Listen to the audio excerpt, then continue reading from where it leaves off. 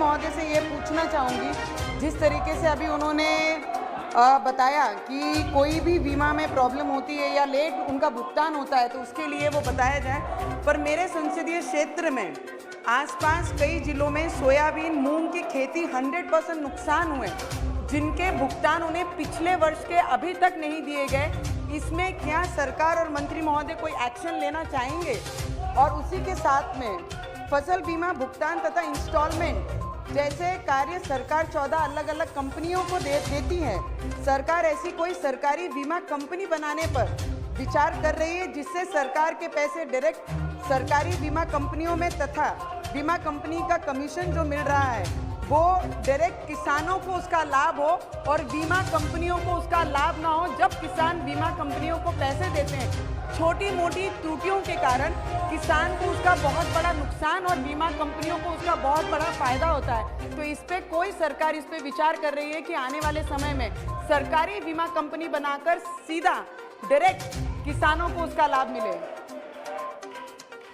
माननीय अध्यक्ष महोदय जी, जैसा इन्होंने क्लेम की बात की है, अगर किसी भी किसान का क्लेम है वो उसको जैसा कि बैंक है अगर देरी करेगी तो मैंने पहले पूरा जिक्र किया कि उसका अगर आपका प्रीमियम कहीं न कहीं राज्य सरकार के प्रीमियम की यहाँ पर जो उनकी हिस्सा राशि है वो अगर भारत सरकार को अवेलेबल हो जाएगी तो उसके बाद में भारत सरकार यहाँ आने के बाद में सिर्फ 2 या 5 दिन के अंदर अपने हिस्से का राशि जमा करवा के और किसान को क्लेम है वो उपलब्ध होता है। तो वहाँ पर इसके मुख्य कारण रहते हैं राज्य अपने सब्सिडी के अंदर जो का पार्ट है वो नहीं देना होता है। कई बार ये स्थिति होती है, कई बार बैंक के भी डेटा होते हैं वो भी सही नहीं होते, इसकी वजह से ऐसी प्रॉब्लम आती है। लेकिन इसके लिए भारत सरकार हमेशा बीच में पहल करते हुए करती है। दूसरा, आपने जैसा सरकार को कंपनी बनाने का जिक्र किया है, तो सरकार का जो कंपनी बनाने का विचार है उसके अंदर वैसे राज्य सरकार अगर चाहे तो इसके अंदर प्रावधान है कि राज्य सरकार अपनी स्वयं की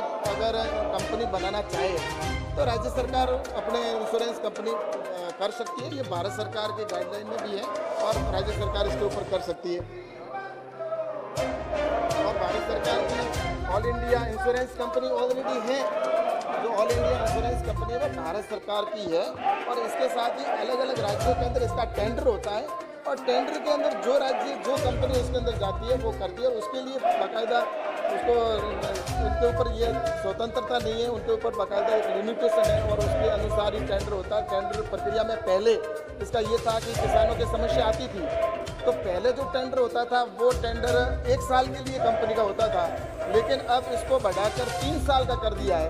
और 3 साल का टेंडर होने की वजह से वहाँ पर कंपनी अपना खुद का ऑफिस सेटअप करेगी और किसानों की जो भी समस्या होगी उसका समाधान भी करने की उनकी जिम्मेवारी होगी।